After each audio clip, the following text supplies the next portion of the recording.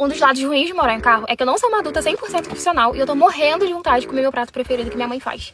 E aí, meus amigos, cozinhar na Kombi é um caos, é pequeno, é apertado e esse prato é difícil, carne de panela. Aqui a gente cozinha sentado. A primeira missão é colocar o óleo e o açúcar pra caramelizar o açúcar. Quando o açúcar estiver pronto, eu jogo a carne e douro a carne.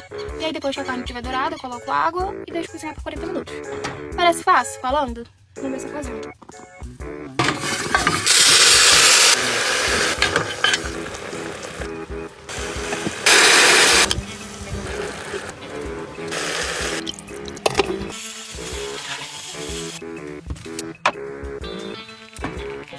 Ai, a carne tá desmanchando. Ai.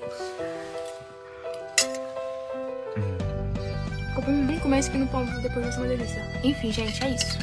Se você quer acompanhar a gente chegar até o Ushuaia nessa Kombi, segue a gente aqui, né? É isso. Agora eu vou comer. Tchau. Eu esperei muito por esse momento. Beijos!